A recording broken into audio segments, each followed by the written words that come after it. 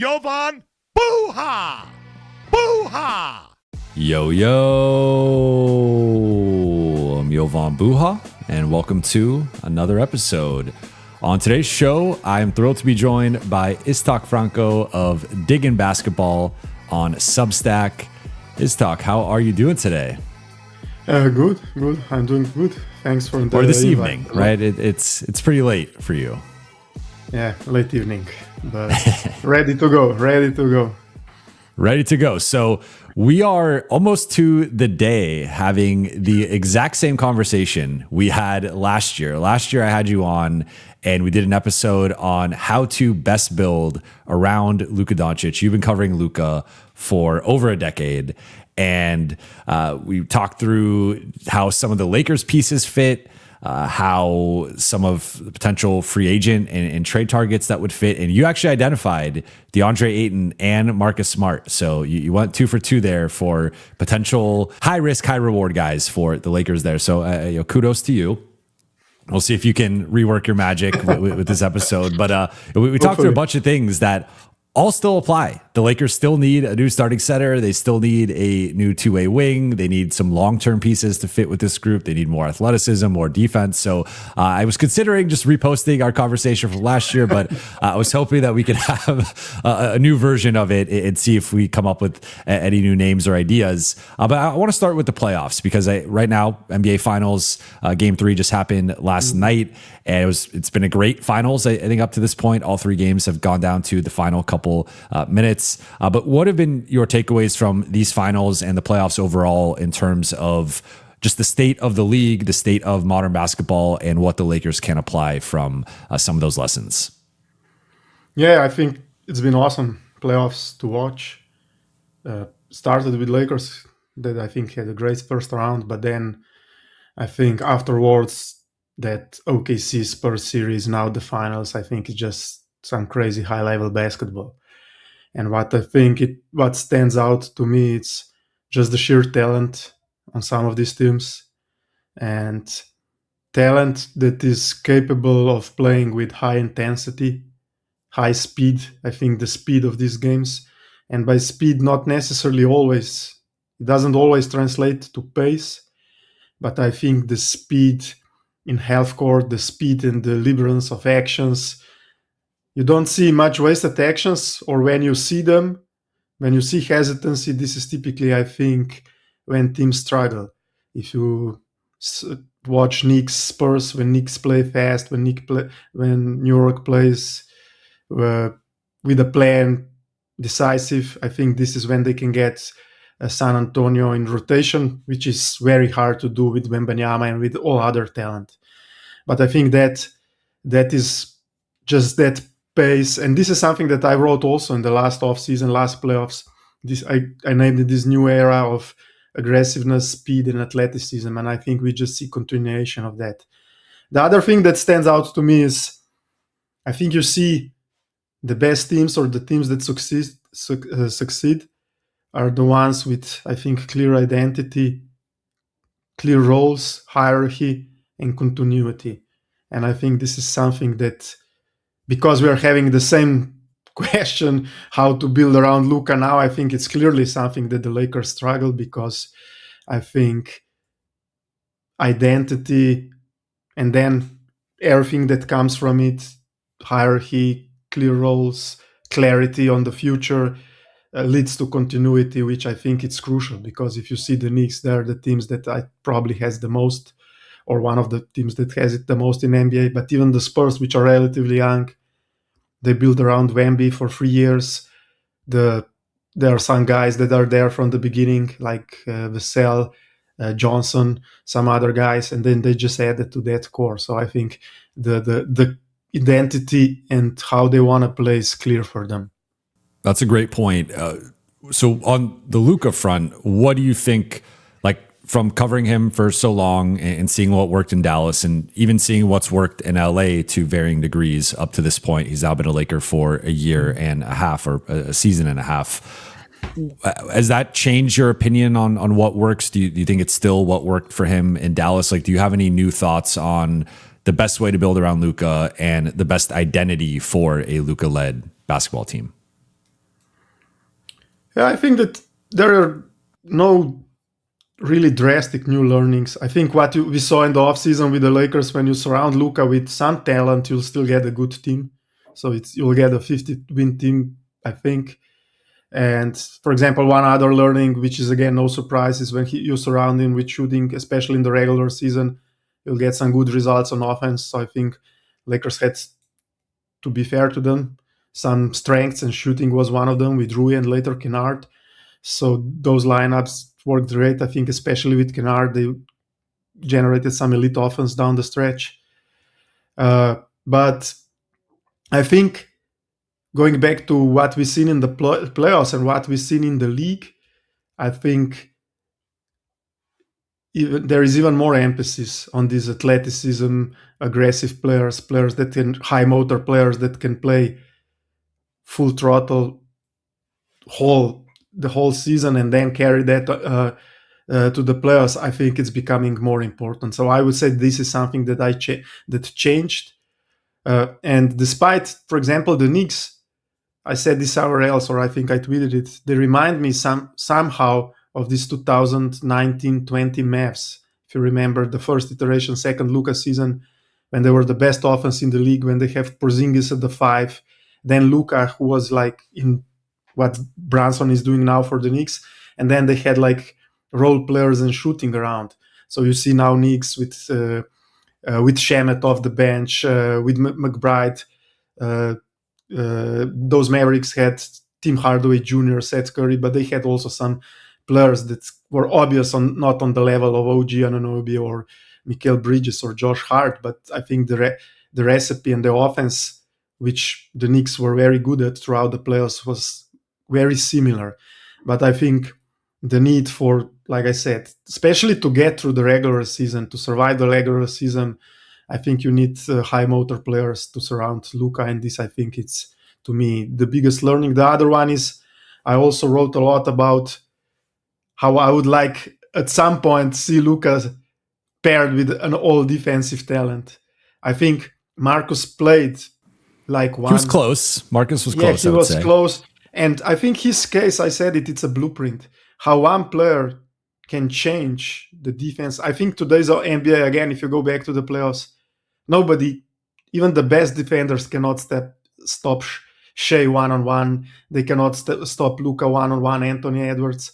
But I think these elite defenders like Marcus, they make a lot of defensive plays here and there, on connective plays, in help plays. Sometimes they get the stop, and then when you accumulate, this matters. So I think getting some all defense type of a talent, but maybe not one, but maybe two players, I think this is something that I would really like to see.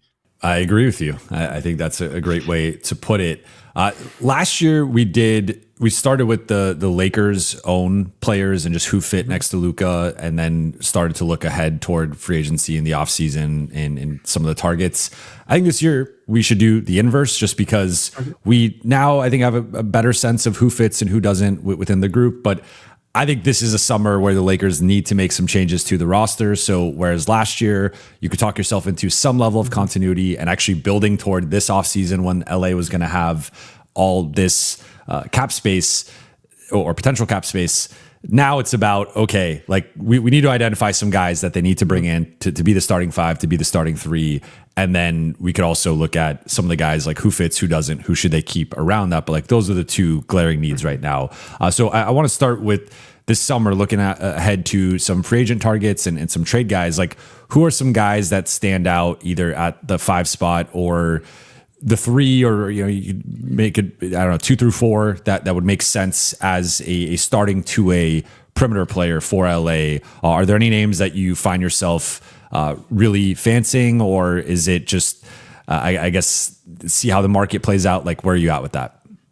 Yeah, I think the Lakers will obviously have to see how the market plays out, because I think the restricted free agents are the big key question. I just wrote about that today, the paths that the Lakers can get players. And I think, I don't know if it's luck or it's good planning or it's whatever it is. I think getting hands on one restricted free agent, be the center, we know who the targets are, Jalen Duren, Walker Kessler, or one of the wings, let's say Peyton Watson, even Tyrese, I think changes so much for the Lakers because their key strength going into offseason is cap space, right? And if you can sign a player with the cap space without giving up the limited assets, so the free first round picks and some other things they have, I think that would make a world of a difference. And so that's why I think everything, in my view, stems down from that. If they can get a hold on one of the restricted free agents and use cap space, then that means, I don't know, you can use 3 draft picks or 2 draft picks to trade for a guy. I don't know if 3 draft picks gets you, for example, Trey Murphy. For me, for example, Trey Murphy is like ideal prototype of young, athletic, fast, explosive player who is a good shooter.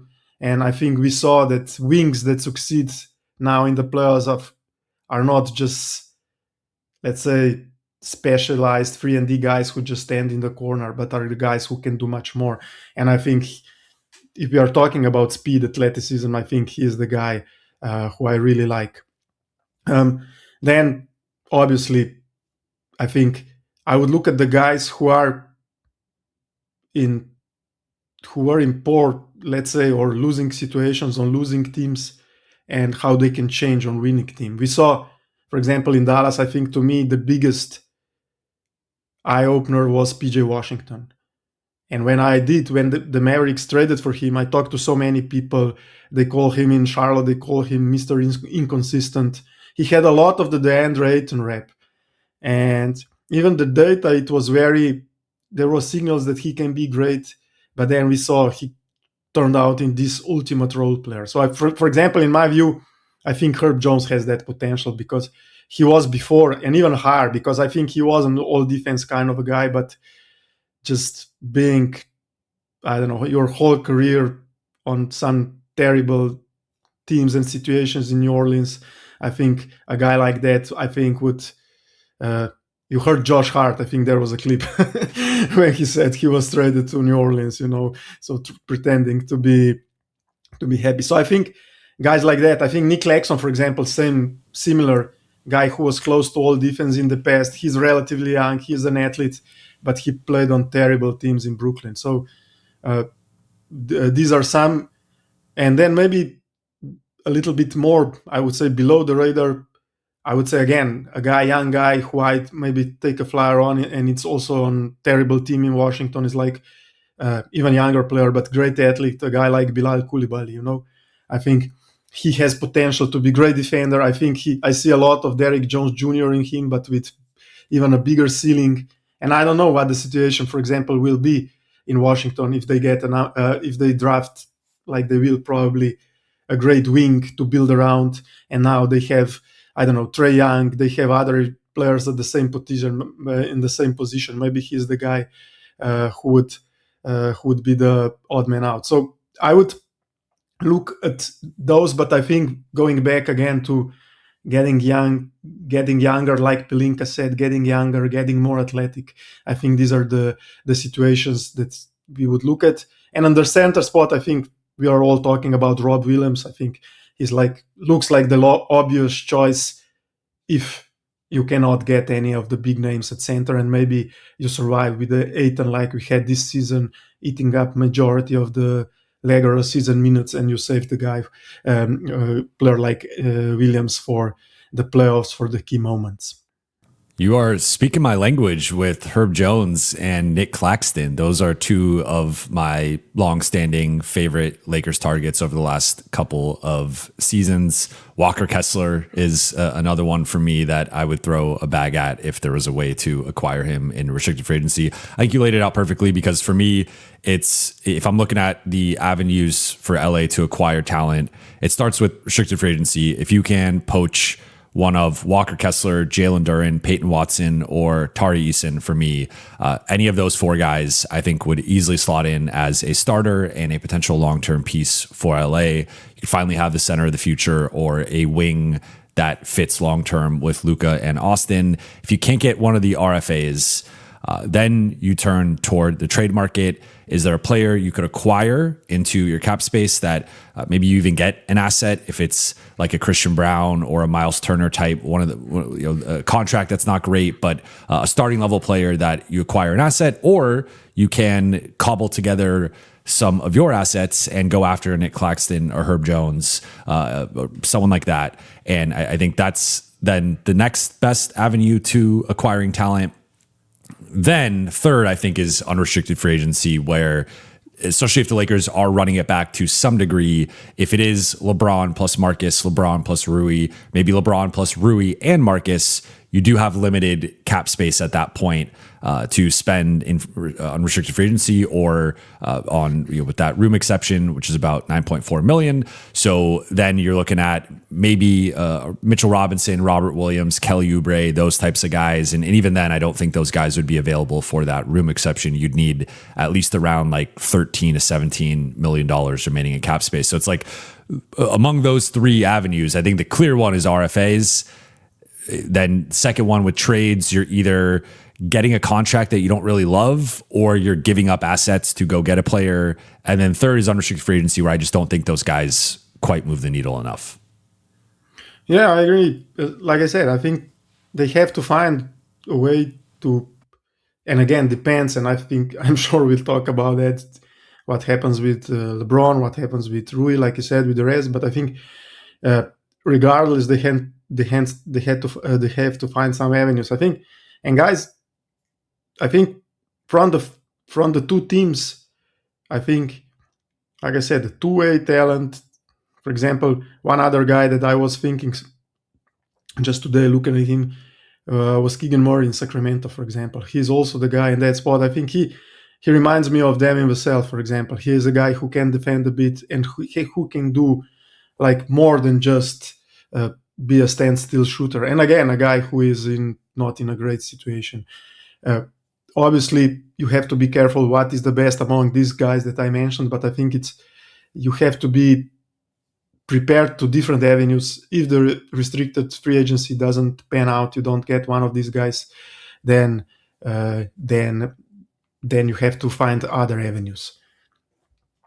Can I throw some specific names at you and you just give me your quick thoughts on each player Sure. with their fit with Luka? So Walker Kessler, what do you think of Kessler with Luka? Yeah, I think he is a guy.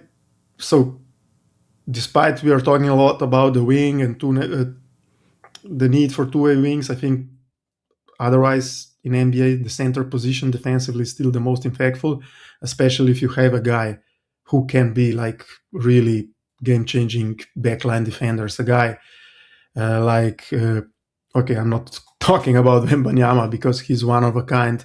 But for example, to me, Derek Lively was that guy with that potential in Dallas. Walker Kessler showed some of the flashes. We see some of the flashes in his play, in the data. And I think, again, I would, if there is an avenue to get him, I would be to get that. Again, he's another guy he was in, let's say, playing on a bad teams in Utah, and I think he has more to show. So that's definitely, and I think he's also a player who I'm sure would love to play next to Luka. He would love that role. So I think that's also important. If I go back to what we talked in your first question, I think clear roles, clear hierarchy, identity, a guy who doesn't need plenty of touches but could still score, but will do the dirty job otherwise. So. What about Jalen Duren? Yeah, Jalen Duren, again, I think from athleticism, from a fancy standpoint, I think he would be a great fit. Obviously, we see the athleticism, we see the lob, we see the finishing. The question with him in these playoffs and disappointment, I think was, again, something that I mentioned initially, the speed of play. I think this is where he struggled the most. He had some of the, let's say, the Andre Ayton struggles of fast decision-making on both ends of the floor, and this is what I think hurt him. Although I think he is still much younger than Ayton is, and I think He's 22. There is still a lot of room, a lot of potential to grow. So I think his confidence he took a hit early on, and then I think he didn't recover. And also playing in that setup, I watched several Detroit games, and I think I love what Cade was doing, but I still don't think he's necessarily the manipulator at the level that Luka is in terms of utilizing the vertical threat. Also playing with another non-shooter in the Sar, I think complicated things a bit. So again, I think like Kessler, it's a different archetype, but if the Lakers would have the potential to get him, and again, both are restricted free agents, which means cap space is the asset that you are using. I think they both have the capability to be very competent, if not even above average centers. Then it means that you can use your assets to fill the spots around them. So I think if there would be an avenue to either of them, I would go for that. What about a Kristaps Porzingis reunion or Myles Turner? So those would be more pick and pop stretch fives. It would change the dynamic of the front court. I think you need to add some more rebounding there. And I think ideally you would also have a forward who could be more of that lob threat rim runner. We did see it in 2022 with Dallas, but do you think it needs to be that lob threat interior presence, or can a pick and pop big work as well? I think pick and pop big can work. Like you said, we saw it with Porzingis. We saw it with Maxi Kleber at his best. We saw it even with Christian Wood. I don't know if people remember, but even I would say Dorian Finney-Smith and Rui in small ball looks with the pick and pop with those, both of those guys. I think with Porzingis, the problem, I think what's different than when it was in Dallas is at that point there was still initially the struggle: is he a 1B? Will Luka and Porzingis be a 2-star duo? Will he be a second star? And he wanted the ball, he wanted the mid-range, the post-ups, and then he admitted that he was young, and that changed a lot for him and where he is now in his career. I think with him the problem obviously is the health. I don't think he is a guy who will rely throughout the regular season. So I think if he is your second or third big, I think it's great, because if he's healthy, he can help you. But I think it's a huge gamble. I wouldn't have him as the main option. Myles Turner and Porzingis, and to some extent you can go back to Walker Kessler. I think the problems they have is what we talked before. It's like just the speed and the aggressiveness and the pace of this young modern NBA. This is where I think Duren has an advantage, and I think Kessler, like we said, is young enough, and I think he compensates for that in other areas. But with Myles Turner, if you add him at this stage of his career, I think you get a lot of the last season's Lakers vibes, which was good offensive, good shooting team, but really unathletic, too slow, and too old for the modern NBA. And then final one before we move on to the Lakers players. What about Peyton Watson? Peyton Watson, I think is the prototype, or the guy that we said, okay, yeah, young guy, athletic guy, a guy who can do more. I think we saw with OG Anunoby and Mikal Bridges. I think he's like somewhere in between the two. I think he's not the defender that OG is, like all defense, but he has some combination of, like, he can defend and he's an athlete and he can do more than just spot up. I think what I saw with him, but defensively, he can serve a little bit as this secondary rim protector, because I think he's very good shot blocker for his position because of his athleticism. And again, he's very young. So I think having this vertical lob threat from other positions is what worked in the past with Luka. This is where Derrick Jones Jr. comparison comes to mind, because he was the athlete. He would run the break. He was fast, and Luka would, I don't know, on baseline cuts. I think we saw plenty of situations this season when he would try to throw a lob to a non-center, like to a Vando or to Rui even, and that would be a dunk with Derrick Jones Jr. or Peyton Watson. And I think these elements are very important, and that's why I said a guy like Trey Murphy, who is again another great leaper, long, athletic, lean, fast guys. I think this is something that I wrote today in these avenues. If you completely reshuffle the deck and you get, I don't know, next to Luka and Austin, I don't know, you pair them, for example, in ideal scenario with Trey Murphy, Peyton Watson, and Robert Williams, you get a totally different, young, much more athletic, long, faster team, you know? All right, now I want to pivot to the Lakers' own free agents, and they have some key decisions to make with half the roster is entering free agency. But I want to focus on some of the more prominent guys. There's one guy that we are putting a pin in. We will get to him in the final segment, but I want to start with Austin Reaves. And much has been made about Austin and his upcoming contract and just the fit with Luka and some of the defensive limitations with those two guys together. But of note, I looked up the two-man lineup data with Luka and each rotation player. The best two-man combination on the season was Luka plus Austin, plus 11.5 net rating. LA was 6 points per 100 possessions better offensively and 5 points per 100 possessions better defensively than league average.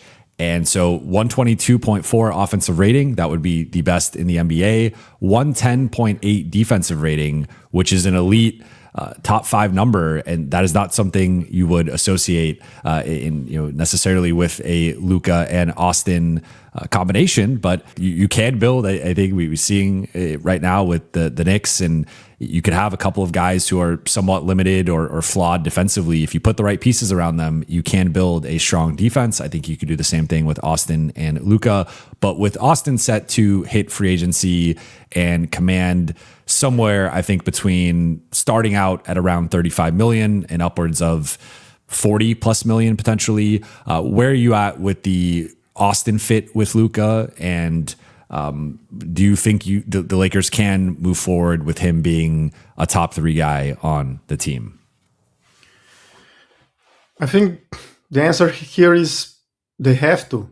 I think they came to this situation where they have to. It's losing him now. I think no matter what myself or them or whoever thinks about the fit would be like a disaster. And I think especially in this offseason with this unique situation where only his much lower cap hold counts against the salary cap, I think that's another reason why they have to. And I think, so my opinion is you have to run it back with him. You have to resign him. Hopefully they find a sweet spot for the number that makes sense and the number that won't be like a talking point the first time he has a bad game against an athletic team. So that I think would be important. So, but no matter what the number run, is, it's going to be a talking point when he has a bad game. It could but be I think $1, and it would. I be think it's going to be point. different. I don't know if the number is, and I don't know, 30 million or 45. You know, I think there will be a difference. So I think hopefully they find a number that makes sense to both sides, and then I think they need to try it. It's not only about Luka, but also about the Luka Austin fit, trying to surround them with best possible supporting cast to really validate if it works. We know we all have concerns. Is it really the best long-term fit? Again, they have some of the similar limitations, but I think you have to run it back. You have to try to surround them with as much complementary talent as possible and then see. And then down the road, with Austin on a new deal, if it doesn't work, you can still pivot.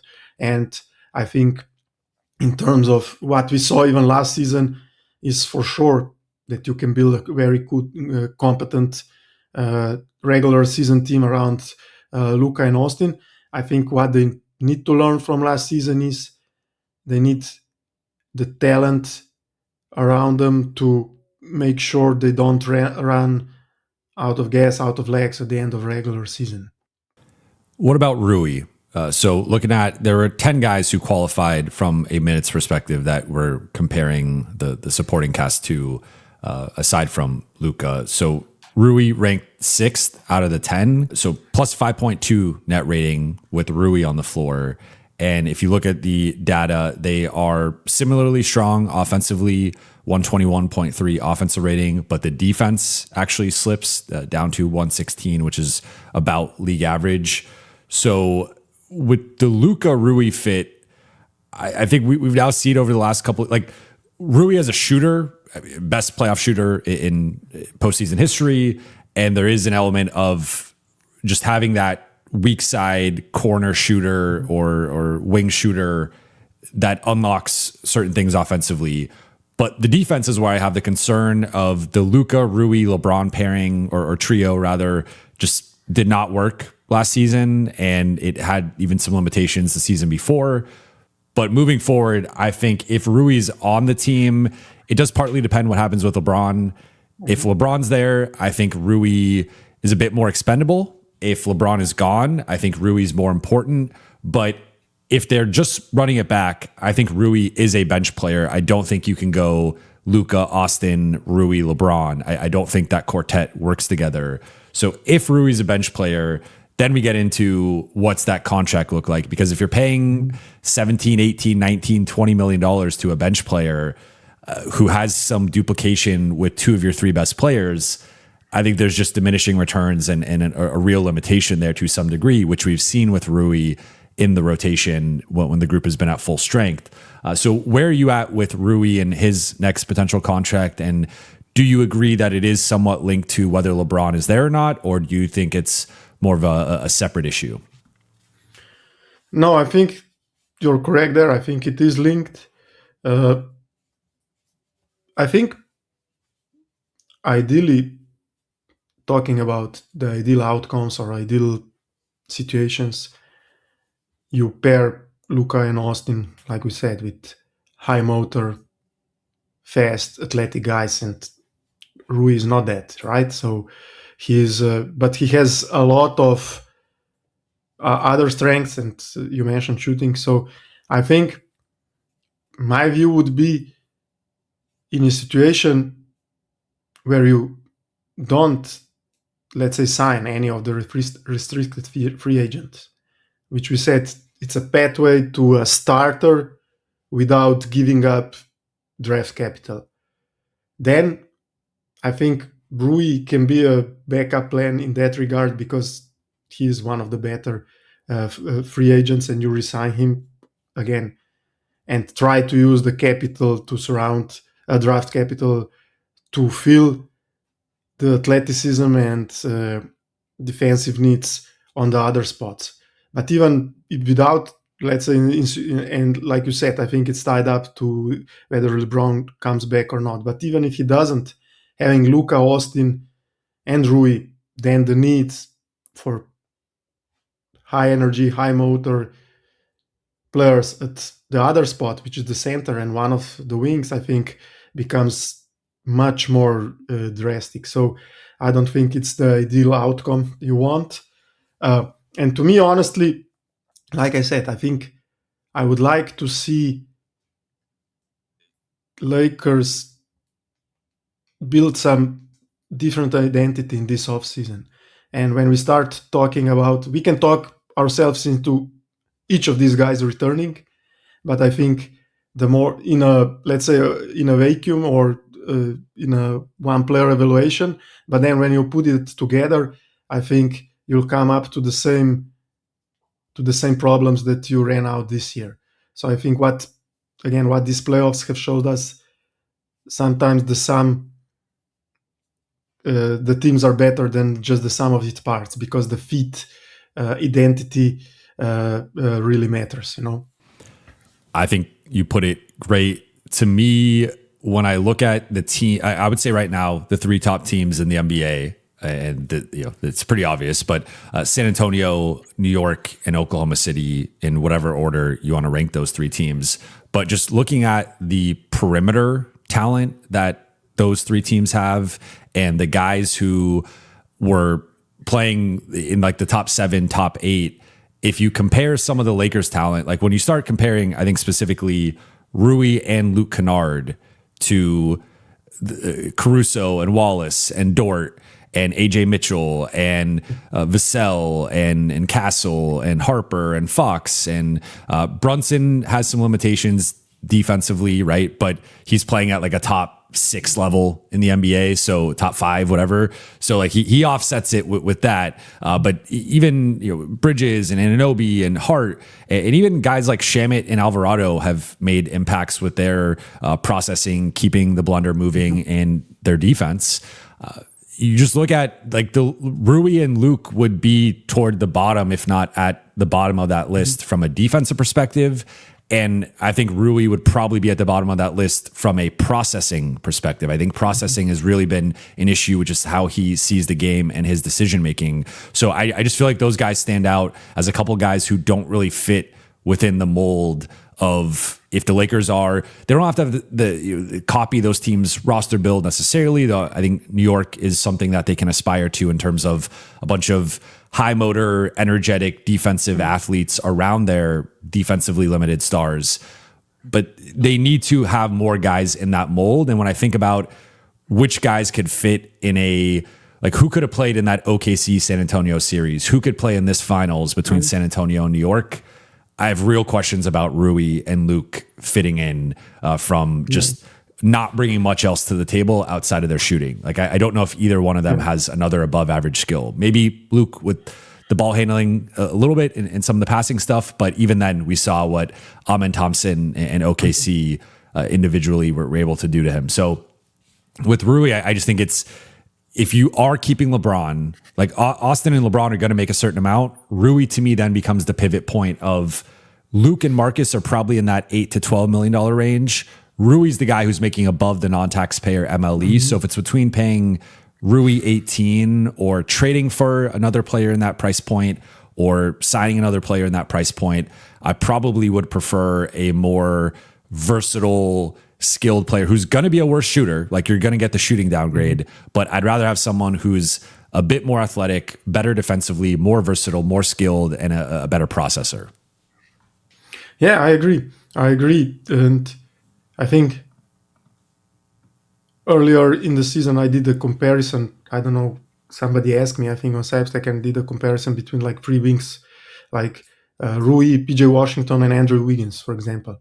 And I think Rui is clearly the best shooter, the best stand-up shooter. But for example, PJ Washington, if we go back to Dallas, he has his up and downs and his shooting was unreliable, but he made so much for it with his versatility. He could defend. Sometimes Jason Kidd would put him on, he would always end up the game defending Shai Gilgeous-Alexander. And you don't do that with Rui.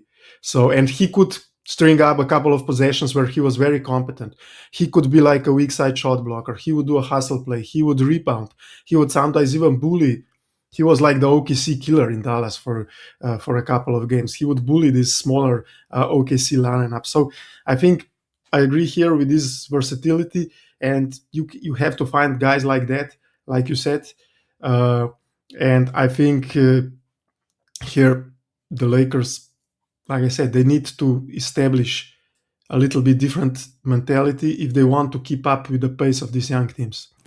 The one guy who I think has struggled in these last couple series that Rui would be an upgrade over probably would be Keldon Johnson, who I think has had a rough go of it, though I think he is better defensively than Rui. But another guy that I didn't mention is like Julian Champagnie. I think a lot, like the casual or just average fan would probably say Rui is a better player because they would look at the scoring, they would look at the shooting. I think he's a much better player than Rui. Or much is maybe a little aggressive, but I think he's a notably better player in terms of like he is switching on to Brunson, and Brunson has had his way. He's been able to score over him, but he's making some tough contested shots over him, and like his defensive versatility, the toughness, the rebounding, the switchability. He's often the guy guarding Cat now in those starting groups. Like I think he's a better, more versatile player where, yes, Rui's a better shooter than him, but his processing, his defense, his rebounding, his toughness, his motor, he checks a lot more boxes, in my opinion. Yeah, and I think even the Keldon Johnson example is, I think, a great example when we get back to identity of the team. Because in a nutshell, you could say, yeah, that Rui is much more polished offensive player. He's more skilled. But I think what you get with Keldon Johnson is just continuation of what the starting five do, which is like relentless energy, pushing, bullying guys, drive and kick, like this constant energy that the Spurs play with. And I think this is something, I think, when I say you need to establish this if you want to compete in these high-paced games. I think the Lakers had just too many guys where they are like, I call them through the season finesse players, which are like skilled in some areas, but they are not really like tone setters. And I think next to Luka, next to Austin, even next to LeBron, you need those guys. What about Marcus Smart? He is someone with him on the floor with Luka. It was a plus 8.8 net rating. I mean, we saw the impact he made when he joined the starting group. We mentioned it earlier. I think he defended at an all defense second team level and just was not eligible for votes because of time missed. On that front, he is still someone that I think you're going to have to be careful with his minutes and just how many games he's going to be available. I think the best version of Marcus Smart on this Lakers team is in an Alex Caruso type role with OKC, where he's coming off the bench, but he's playing a hard 18 to 25 minutes a night. And some games he's going to close, some games he's going to be ideally the Lakers have another high level perimeter stopper, but like your perimeter stopper or your co-perimeter stopper out there with someone else. And I think that's the best version of Marcus. There might be a version where he has to start again and play a certain amount again, depending on what they do on the wings. But where are you at with Marcus and the importance of bringing him back this summer? No, I love Marcus. I said that's why he had the discussion last year. I think he's like such a game changer in terms of setting the tone. We saw it even in the OK series that the Lakers lost. The job he did on Shea, like always being in his face, picking up full court, denying him, playing aggressively. I think really, to me, he was awesome. But I agree. I think you need him like in a Caruso role, so you can save his minutes. I think him playing 32 minutes per game, 33, 35, like he did in the playoffs, is way too much. But I think and this is where I said, again, going back to intensity, to the tone setters, the guys that set the tone, I think Luka really feeds off guys like that. I don't think it was a coincidence that he had, that he was top 10, and I'm now talking about both Marcus and Luka in charges in the NBA this season. I never seen him do that, and he was mentioning, okay, Marcus was teaching me, and I'm sure they had like some internal competition or things like that, but he's the guy who would fire up guys, with defensive plays, show up. I think the Lakers just need more of these guys. And having Marcus on the bench, I think would be awesome, especially if he can have a somehow similar season, because I think he showed this year that his defensive playmaking is still elite. I think all the metrics, but also all the plays, I think even in the playoffs against the Rockets, I think he showed that he can even turn up the intensity up a notch from the regular season. I think this really matters. And then final one before we go to the final topic. Luke Kennard, plus 6.9 net rating with Luka. And I think if you look at the best combinations, Luke was fourth, and it's a clear, like there's a drop off at the bottom where the bottom three are Vando, Ayton, and LeBron. And then Jake is fourth to last. But looking at the guys at the top, it's either some combination of speed, athleticism, or shooting, which I think makes a lot of sense that those types of guys would fit well next to Luka. So we did see, again, a 126 offensive rating with Luka and Luke on the floor. That's the best, second best mark behind actually Luka and Gabe Vincent, show favorite Gabe Vincent. But the defensive end was where they struggled a bit. 119 defensive rating, which is 3 points per 100 possessions, worse than league average. So there are some defense limitations putting Luka and Luke together, but the offense, like, good luck guarding that. Where are you at with Luke Kennard and his potential return to the group? I would say lower than most. I'm with you. I would move on from him. Yeah, I think I said we saw it plenty of time. Luka plus shooting will work in the regular season, and to be fair to Luke, he was great in the first 2 games or 2.5 games against Houston. He and Smarkus were there. Maybe we can call it outlier or whatever shooting. I think they changed and won the series to go up 2-0, 3-0. But then as the playoffs progressed, I think it showed the limitation. I think you could just not. I think you cannot have another non-athlete on the floor for so long. And we saw with JJ, he has a soft spot for shooters, so he will play them way too many minutes, in my opinion.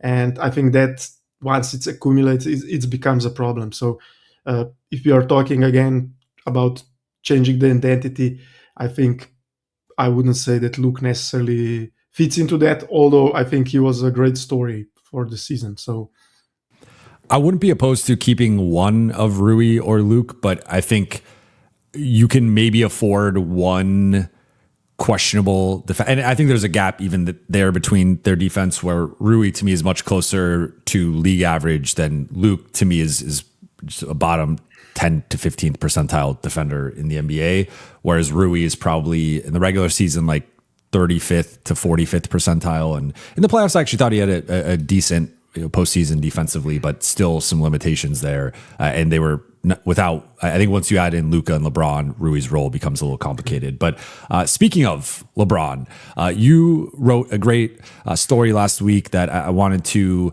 ask you about, where I'm paraphrasing here, but you essentially said that the Luka era does not officially start until LeBron is no longer on the team. And I think there's been this sentiment out there with a segment of fans where it's like, even if the Lakers have to take a step back with losing LeBron, which I think they would, because I throw out any name, like none of the guys we're talking about are as good as LeBron currently is, that there is this element of LeBron is such a big part of this team, and there is a finish line at some point in the future, whether it's this summer, next year, the following year, like at some point within the next year or two, LeBron will no longer be a Laker, and the Lakers will have to reset to some degree with the starting group, with the identity of the roster.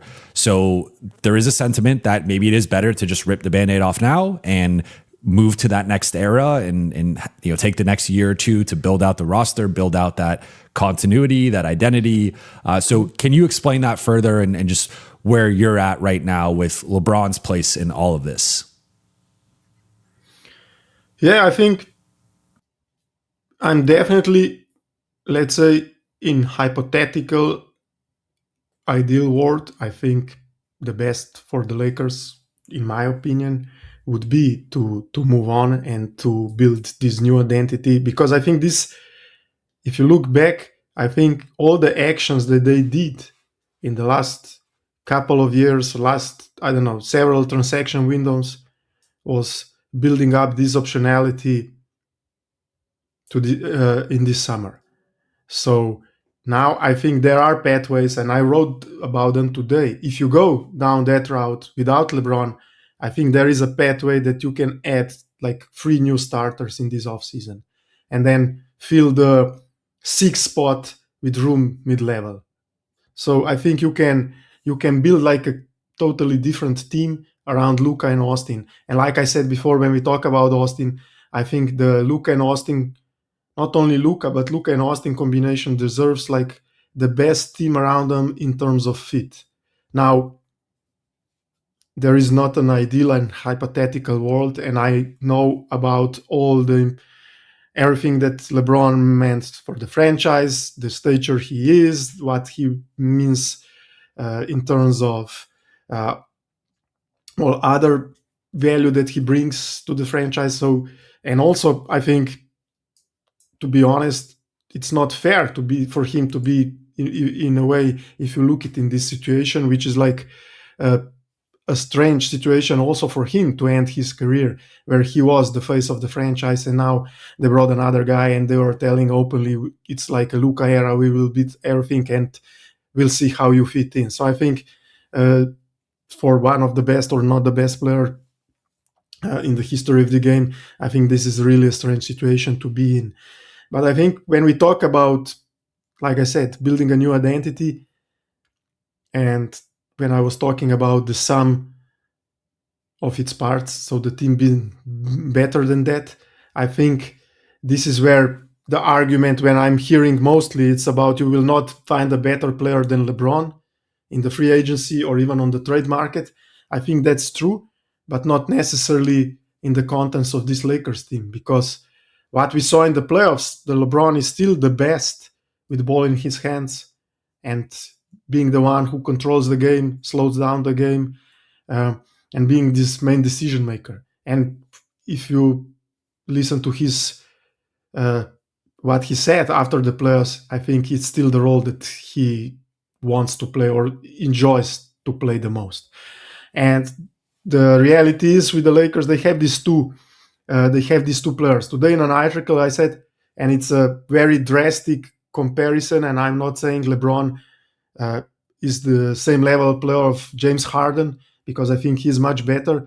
But I think to some extent it's similar in situation with Donovan Mitchell and James Harden in Cleveland.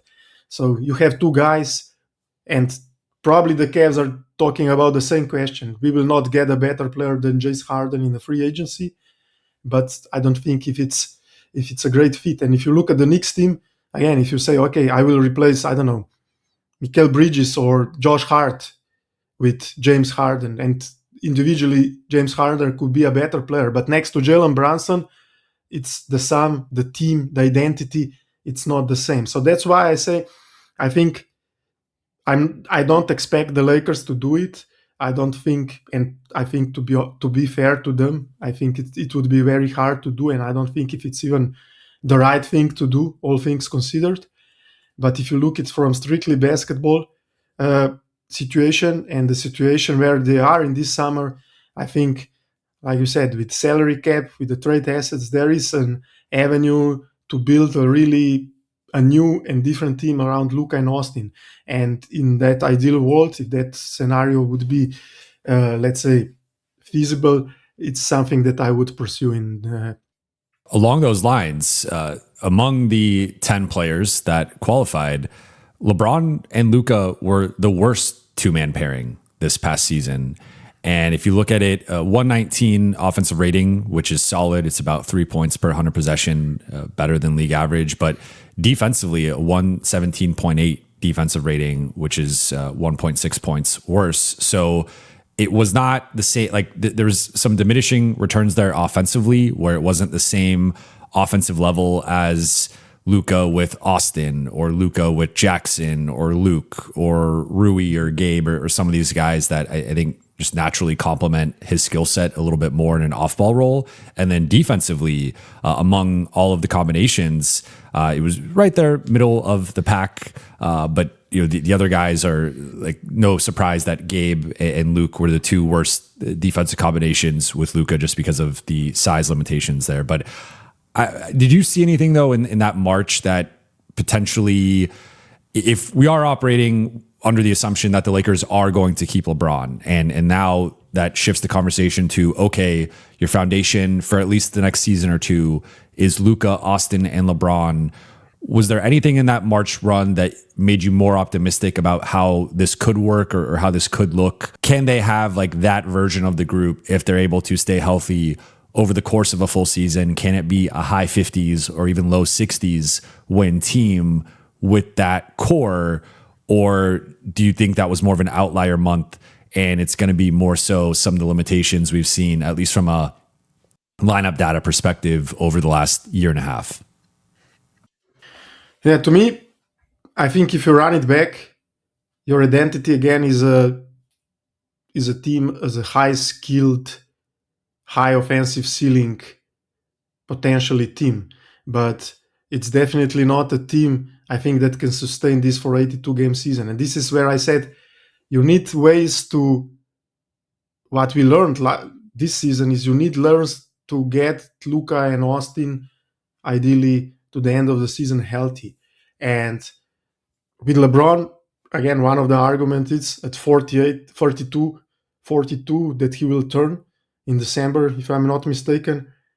You cannot expect him to play full throttle 82 game regular season. And if you look, when you say high 50, high 60 teams, which were the 3 teams that won 60 games or high 50 games this year? It was OKC, Spurs, and Detroit. There are 3 teams that are the youngest that play the hardest. So in today's NBA, I think young team that play hard every game will win a lot of games.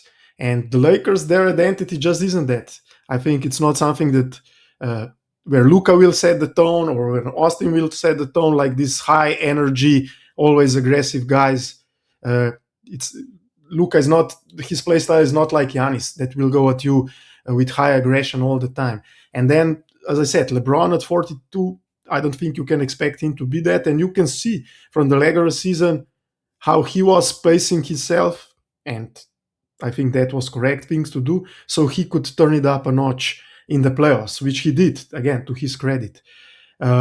So to me, if you run it back, I would go to completely opposite route. I would say, don't worry about winning, I don't know, over 50 games, home court advantage. I don't know, just try to get to this 6th spot, maybe even the play-in. I don't know, try to pace yourself to the end of the regular season and try to get everybody healthy. Because I think with this, with the base of your team being these guys, especially, again, if you have then bring Marcus back, which again, he's an older guy that we said you need to save him. I think it's very hard to do that. But that's also easier said than done. We know a superstar like Luka wants to play every game, wants to win games. He wants to win an MVP, I think, for sure. And that's where you need, and that's when you get in the trap of, I don't know, overextending yourself through the regular season. So I think, to me, like I said, I'm not a huge fan of running it back.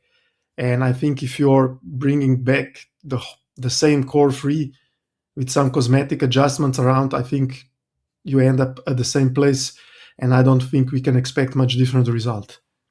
If you do run it back, at least with the core, I think Marcus is the only guy who clearly fits among the prospective free agents. I don't think Rui or Luke really fit within that, but we'll see how they feel about that.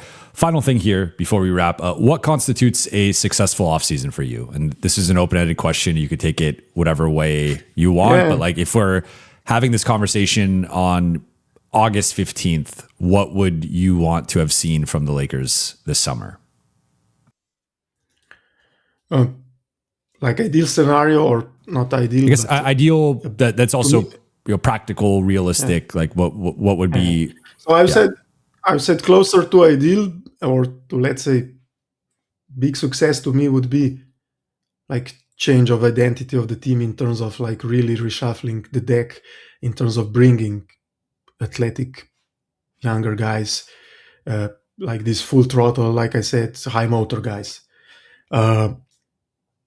Maybe, like you said, we need, and how I also stated in one of my articles, you need to be pragmatic, and the reality is we will have one more season with Luka, Austin, LeBron, and I think in that case, for me, a success would be if they would add 1 or 2 players that I would really see would be there in this next iteration of the team.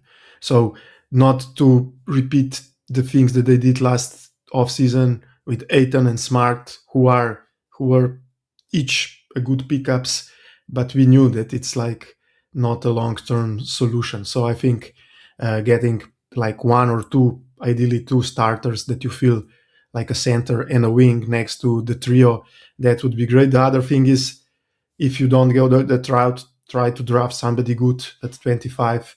Try to get to some of maybe one of the athletic guys, like I said during our chat. Take a risk because I think sometimes the best way to these 3-and-D 2-way wings is you can find them in these spots. For example, we are talking OG Anunoby, Jaden McDaniels, I don't know, Lou Dort, Dylan Brooks, all these guys, Herb Jones, they were drafted either late first round or second round, Alex Caruso, or even undrafted. So I think with these new capabilities, hopefully in the front office, in the scouting, in the analytics department, they need some lucky break. I think they need some lucky break, and we need to see some guy that we will say this is a huge success. This is something that it's like a pillar, and it's a pickup that, I don't know, when we are talking next offseason, we are not at the same spot. 100% agree. I think a realistic, successful offseason for LA would be adding ideally the 2 new starters, and they're both long-term pieces, but I think at least 2 new starters and one of them at a minimum being a long-term piece. But you've written about this. We've discussed this. I've talked about it on the show. The Lakers have not added a long-term piece next to Luka Doncic. If you're projecting out, like, what do the 2029 Lakers look like, or the 2031 Lakers look like? You could say Luka and Austin, and then nothing else. Like maybe a Thiero becomes one of those types of guys, depending on how he continues to develop, if he can stay healthy. But outside of that, on this roster, there's no one you could project to be on the Lakers team throughout the rest of the decade. And that is something that they've had 3 transaction cycles to try to address, and they have not done. And if we to end on more optimistic road, I think, for example, carrying the Mavericks, I think they were in the same spot after they traded for Kyrie, but they just looked like a team that is lost. And in the first transaction cycle, they even then tried to fill it with Grant Williams, But then they drafted Derek Lively, and even in the first offseason, they added Derek Jones Jr. on the minimum. Dante Exum was a huge part of that early season success. And you could see the change. I remember writing about how surrounding Luka with fast athletic guys changed it. And then in the offseason, it was like not a huge big swing tweak. It was like when Nico traded for PJ Washington and Daniel Gafford. And you can really see this new identity, because the Mavericks completely changed. They became like starting winning in the playoffs with defense. They were the teams that had the most dunks. They become like this quite athletic team. So I think sometimes these things, if you find good talent on the margins, can change faster than we think. But I think the problem with Lakers, I think that they stayed put or didn't do any of this in the last 2-3 transaction windows. So now the expectations are so high. I don't know how they are within the players, for example. And I think the pressure is much higher. Yeah, I mean, they've been building toward this offseason, and they need to nail it. There's no more excuses, no more kicking the can down the road. They're either going to take action and dramatically improve the roster, or they're going to run it back. And I think on paper, like if they run it back, they'll enter next season. People will do their preseason power rankings. They'll be a top 5 or 6 team. They'll be 3rd or 4th in the West for most people, but there still will be a notable gap between them and Oklahoma City and San Antonio, in my opinion. Like I do not think running it back and even just adding, even if you had like the same roster and added just Herb Jones to it or something like that, you'd close the gap to a degree, but there still would be a prominent gap there, in my opinion. So I think they need to make multiple moves this summer, and we'll see if they're able to pull that off. But Iztok, thank you so much for your time. Thank you for staying up late with us. Other than your Substack, which I will have linked in the show notes, anything you want to plug before we get out of here? No, I think Substack is great. Thanks for the plugin. And otherwise, anybody who's not there, we can talk about all these things on Twitter, on X. So I'm there. Spent too much time, like most of us. So that's another place to find me. Awesome, man. Well, thank you. We'll have to do this again after the Lakers have completed the roster. We could check back in and be like, how did they do? How does this roster compare to last season's? How does it fit around Luka Doncic, which Rob Pelinka has continually said is the North Star of the offseason, is everything has to fit around Luka. we'll see if they're able to back that up. But thank you all so much for watching and listening. For those watching on YouTube, please be sure to hit that subscribe button, turn on channel notifications, and like and comment on this video. For those listening on Apple Podcasts, Spotify, or your podcast platform of choice, please be sure to follow, download, and leave a 5-star review. I'll be back later in the week. I will talk to you all then.